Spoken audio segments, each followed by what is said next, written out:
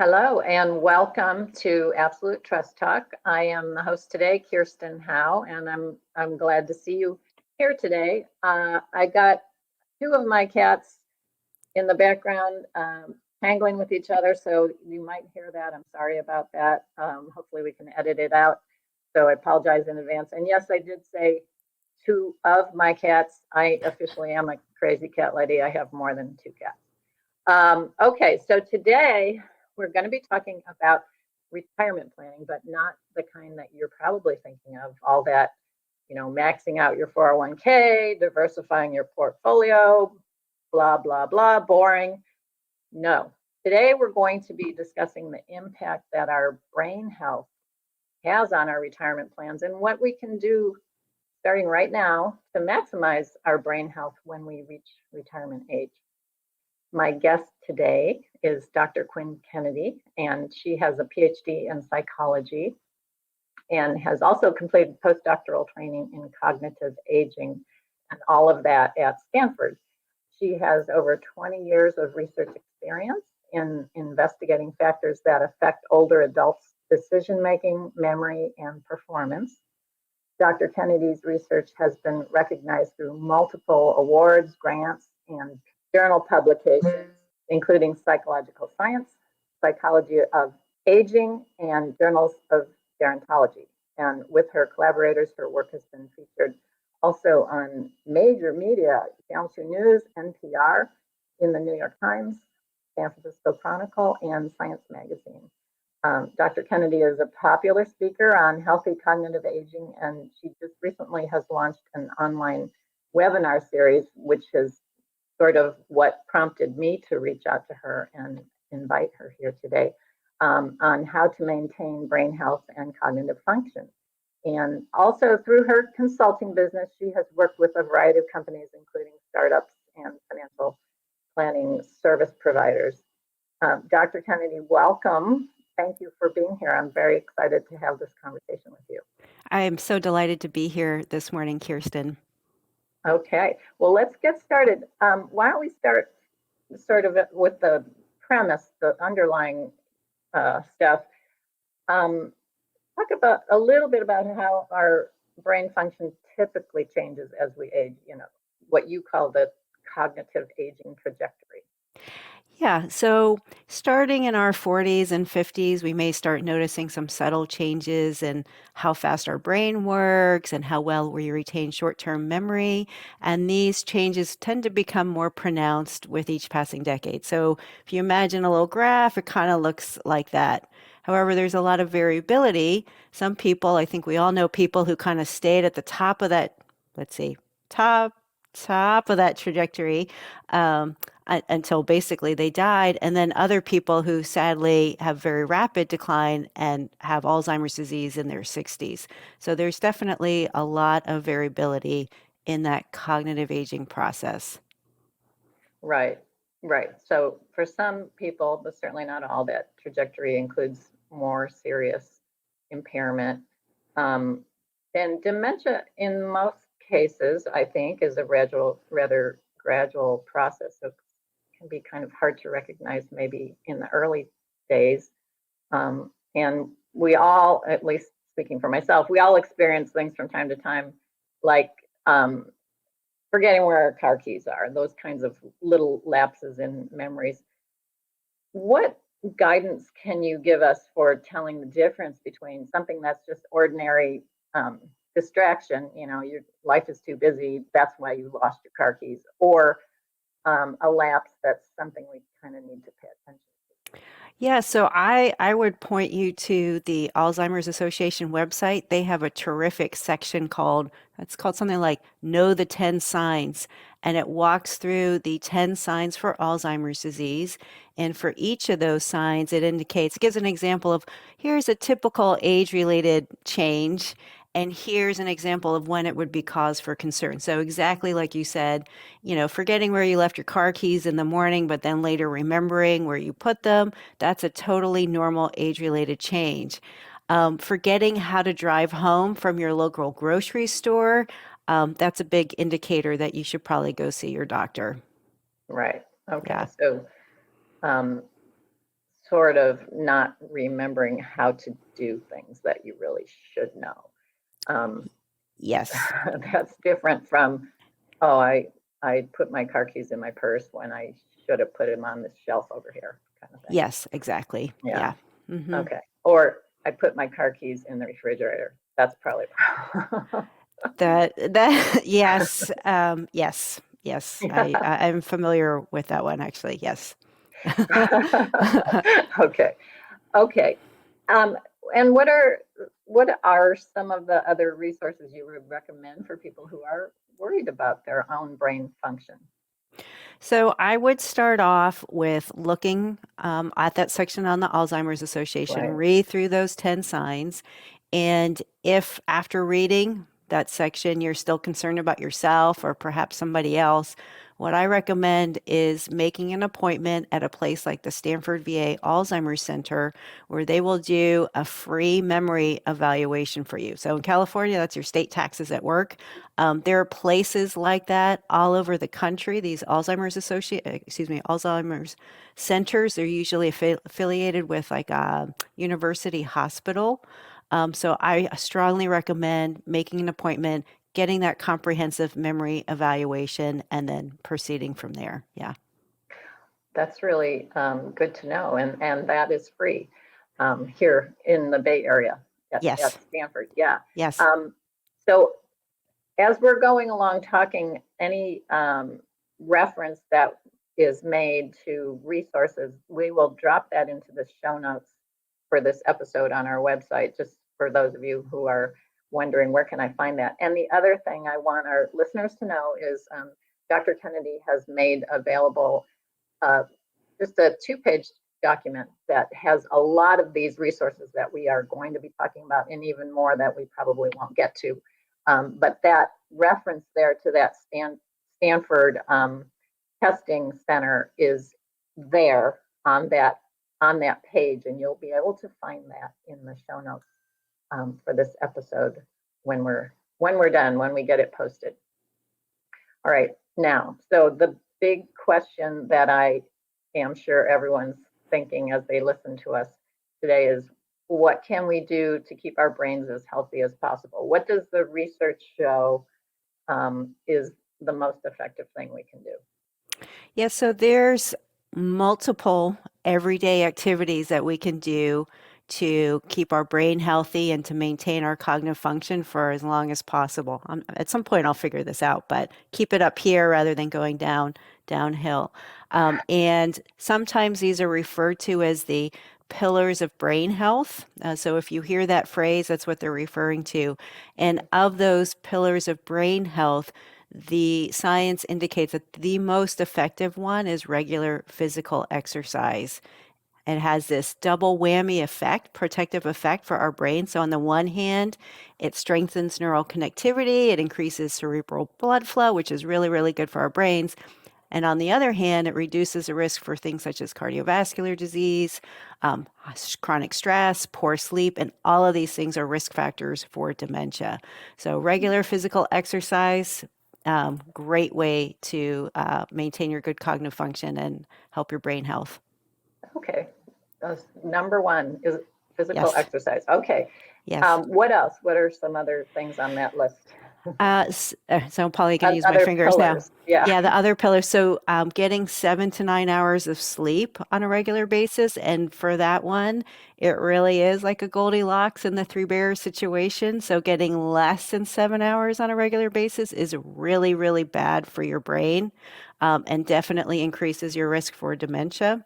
Getting more than 9 hours also increases your risk for dementia. So you really want to go for that 7 to 9 hours. So definitely think about Goldilocks and go for the middle there. That's interesting. I never Yes. heard that before. That's really interesting. Yes, That's never my problem. I'm never getting too much sleep, I will tell you that. right. Yeah, most people know about you need more sleep, but they don't realize that you can get You can get too much sleep. So that's one. Doing cognitively engaging activities, the whole use it or lose it that I think we've all heard of with our brain. Eating a healthy diet has big implications for our brain health. stress management techniques such as practicing mindfulness, and having strong social connections. So the nice thing is that probably all of us already do many of these things anyway, and so we're already helping out our brains. Right. Okay. Yeah, We're probably all doing some or most of them to some degree, but right. probably many of us could do better, is my guess. Healthy diet, what does that mean in this context? Right. So,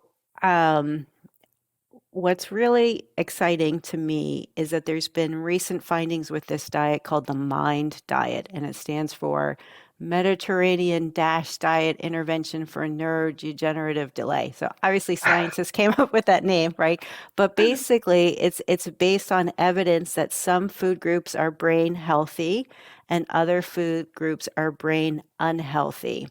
And so the diet basically recommends that you increase the brain healthy foods and you decrease the amount of brain unhealthy foods in your diet. And why people are so excited about this diet is that they did a 10-year longitudinal study and they found that people who most adhere to this type of diet, not only do they maintain good, they have a slower rate of cognitive decline than people who have moderate or even poor adherence to this diet, but it's actually to the point where they're like 7.5 years younger than people who have poor adherence to the diet. So that's really, really exciting. So what you eat totally affects your brain health over the long term. Yeah, Wow, you yeah, are what you eat. definitely. That is, oh wow. I gotta go grocery shopping. Okay. That's good. It's good to know. It's good to know. And at what age should we be doing these things? So I have two answers. Can I give you two Of answers? course, you can Sure. have as much as you want. So the first one would be, sooner is better than later, but any time is better than no time, right? And so, the younger you are that you start implementing these things about the regular physical exercise, the good sleep, and so forth, the more impact it's going to have on your late life brain, the more it's going to help out your cognitive function during your retirement years.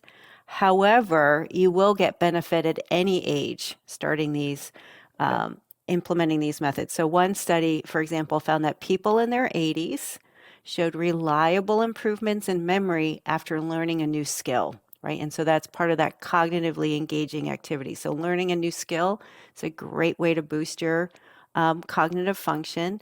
And again, it's going to be better if you start doing that in your 30s, 40s, 50s, but you will still get a benefit in your 70s, 80s, and 90s. My second answer would be as soon as you start saving money for your retirement, this is when you should be thinking about these things. So that's my goal, is that these just come They go embedded into together. yeah, they totally do. They totally do. It's all a part Yeah, of having a happy, successful retirement years. exactly. Um, okay, so that ties us right into the webinar series that you're starting. Can you tell us about that? Sure. So I've partnered with Peter Johnson from PW Johnson Wealth Management Services to launch this webinar series. And basically, the point is to show two things. So, first, that people have more control over their cognitive aging process than many people realize. And second, maintaining good cognitive function has some very positive benefits for your retirement savings. You know better than I do, Kirsten, that the majority of older adults in our country require some type of long-term care, Right. and being able to stave off the need for things such as adult daycare or assisted living or expensive medications due to cognitive impairment, that means you're going to be able to spend more of your retirement savings on the things that you want to be doing Right. rather than on formal caregiving services. And so we launched this webinar series basically, again, to start this process of just embedding these techniques into retirement planning. And the idea here is that people like yourselves, like financial planners such as yourself, could just automatically provide this information to your clients as this part of your regular service. So that's the intent of the webinar series. Yeah, I think I think that's brilliant, really, because you go to all this trouble, all this effort, you work so hard and you squirrel away money and you do all the right things, and then you turn 65, you retire, and if you've got dementia, who cares? You know, you're Yeah, not going to enjoy the fruits of your labor.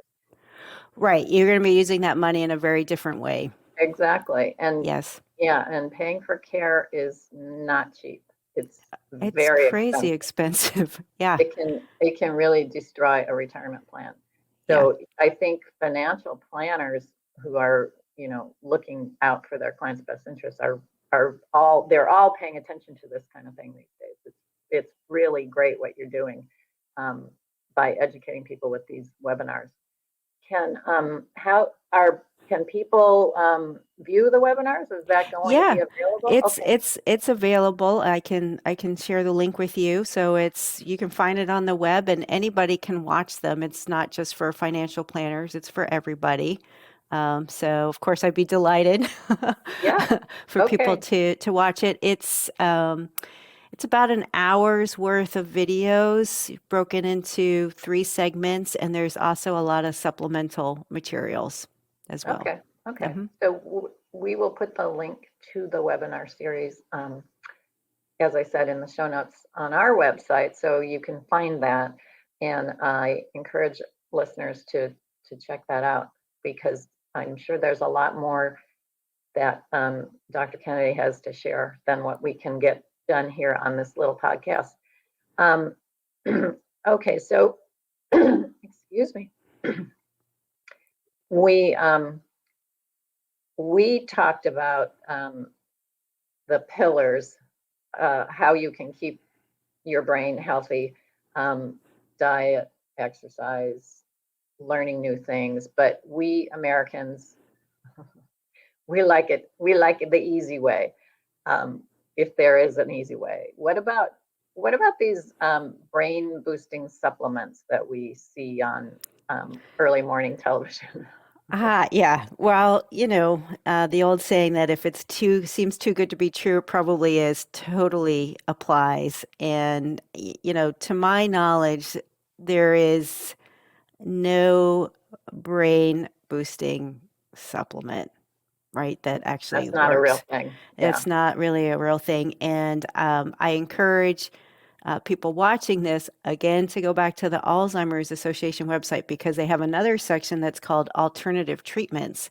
And if you click there, they actually walk through, oh gosh, maybe like 10 or 12 different supplements and what scientists have found in terms of whether or not they actually impact brain health and cognitive function. So I really encourage people to go to a respected site like the Alzheimer's Association, rather than, just cruising through CVS or Yeah, Google. reading the marketing materials. Yeah, Yeah, exactly. that's usually not a place for reliable information.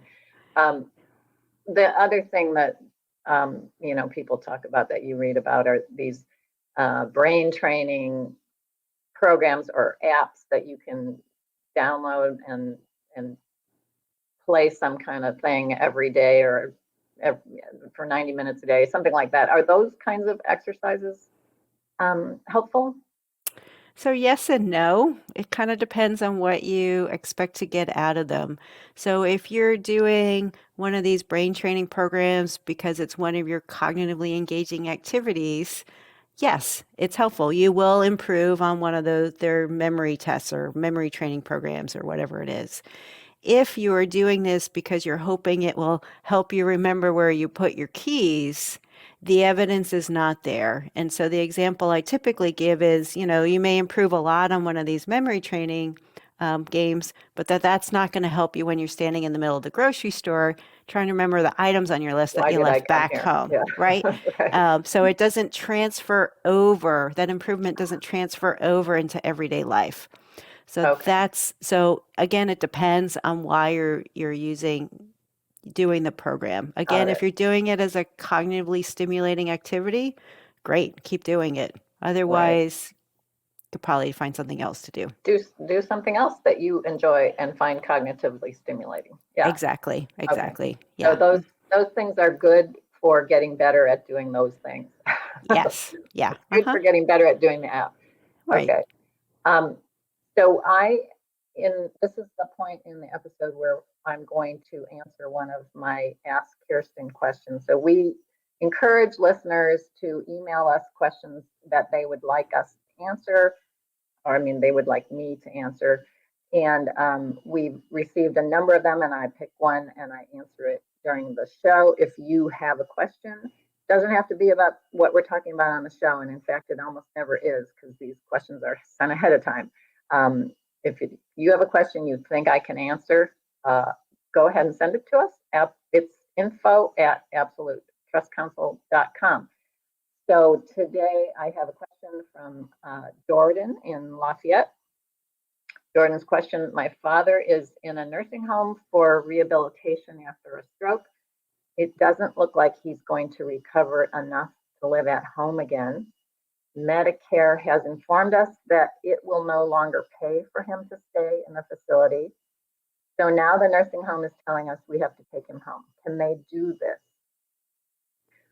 Oh, okay. This is the kind of thing we see all the time. And I can't say exactly from these facts, but probably not.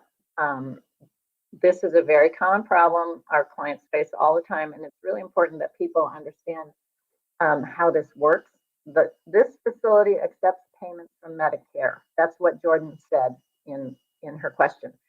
All facilities that accept Medicare or Medicaid, which we call Medi-Cal, have to comply with federal law, and there are very specific laws about when someone can be transferred or evicted out of a nursing home. The patients can be made to leave without their consent for only very specific reasons, and these are spelled out in the federal law. And termination of Medicare benefits is not one of those reasons.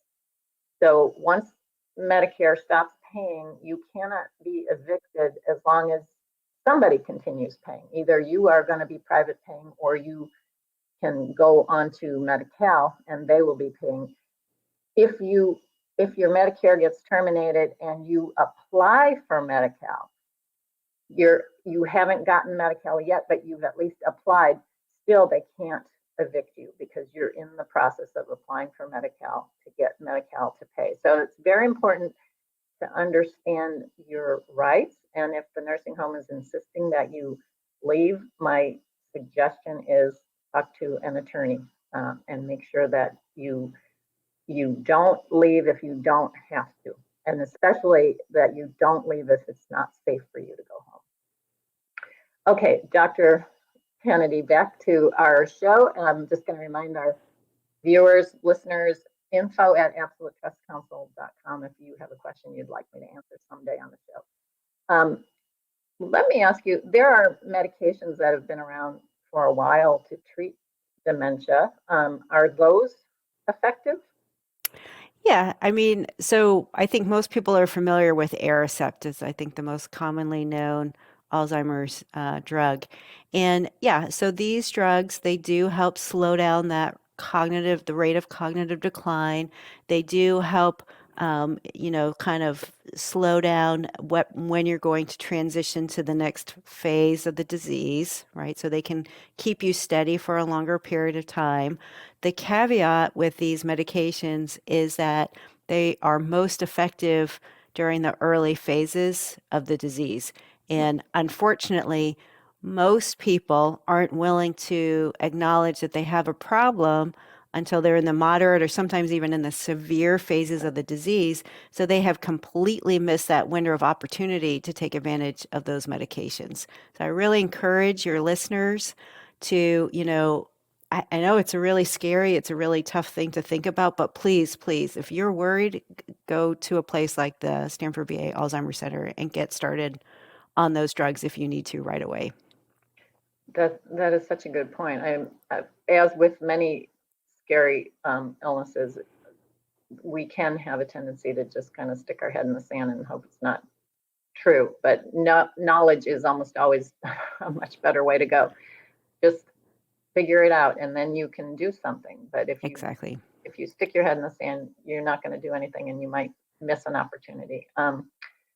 Which brings us to that new drug that was recently approved by the FDA, you knew I was going to ask you Yeah. about. I know, I'm just a layperson. I don't, what do I know? But I was aware there's a bit of controversy over the FDA's approval of that drug. What can you tell us about that? Yes, yes, there's lots of controversy. So basically, a little bit of background. So first, this drug is different from like Aricept and stuff because it's not a pill, it's actually an infusion that you get. And it What does that mean in so you infusion? get an injection, right? Okay, okay. Instead of, you know, Just taking a ingesting a pill. pill. Yeah. Yeah. So you got to go to the doctor's office to get You have to go to the doctor's office. The idea is that it's going to remove one of the types of neuropathologies in the brain that can lead to Alzheimer's disease, and that type of neuropathology is called amyloid beta. Okay. So the it's pretty good. The evidence is that, yeah, it does a good job of removing this amyloid beta from the brain. That's not the controversial part. The controversial part has to do with its clinical benefit. Oh, So there were two big studies. Let's see if you can see my, gosh, I'm really messing up okay, so here are my two studies. These are the people. Okay, so like 1,500 people in each. uh-huh. And a small subset in each study got a high dose of that drug. Yeah. In one of those small subsets of people, they showed modest clinical improvement. So out of all these people, only this little group of people showed modest clinical improvement. And for those of you who know statistics, what they mean by modest clinical improvement is that these people, on average, in this one little group, um, showed about a 1/3 of a standard deviation improvement on those cognitive tests after taking the drug than as compared to before they took the drug. And my understanding is that typically the FDA requires at least a full A standard full standard deviation deviation. of Mhm. improvement to be considered clinically beneficial. And so you have only a small subset of people who showed a very modest clinical benefit. And so there's a lot of questions as to why the FDA approved it with that type of evidence. And then compounding that, you had the price tag. I mean, this is a really expensive drug. So the expectation is that you will get one of these infusions every year, and it's $56,000 a pop. And it's not covered by Medicare, at least not yet. Actually, there was an article that I read Yeah, yesterday that it would kill Medicare I to saw that cover it. too. Yeah. Yeah. And so when you have this very expensive drug with, at least at this point, uncertain clinical benefit, there's a lot of chit chat about that. Yeah. Yeah. I saw that article recently too, that they anticipate that if Medicare did have to cover this, it would it would be Medicare for no one, not Yeah. not Medicare for all. Right. So yeah. And the name of the drug, I didn't say it and you didn't say it. Can we say it? So the commercial name is Aduhelm. Aduhelm. Yeah. Yeah. Hmm. Okay. Very interesting. That we all are much more familiar with the workings of the FDA than we used to be, right? Yeah. Yeah. And so that's kind of interesting. A little peek behind the curtain. Who knows what that was about? Um, Lots of conjectures, Kirsten. okay, I'm not going to ask you to commit to a theory on air, but we can talk about that after the mic's turned off. Okay, now so this is the time in our episode where we're going to turn to audience questions. And we have, here we go. Okay, we hear that doing crossword puzzles is a good way to keep your brain healthy and avoid dementia. Is that true? That's a real common, popular Right. understanding. What do you Right. think? So here's the thing. For an activity to be cognitively engaging, you have to find it interesting. You have to find it fun, otherwise you won't do it. And it Right. has to be at least moderately challenging. So if you regularly whiz through crossword puzzles, say the Sunday morning, crossword puzzle, doing more crossword puzzles is not going to boost your cognitive function. You need to shift over to Sudoku or maybe even the spelling bee, right? So you need to shift it up a little bit. So again, if you're just starting to do crossword puzzles, if it's a new activity for you, yes, that's great. If you're already a whiz, you're not going to get as much benefit from continuing to do them. Okay, so Yeah. you can continue doing it because it's fun, but don't expect that it's going to do Yes. much for your brain. Yeah. Yes. Like you say, switch to the acrostic or whatever.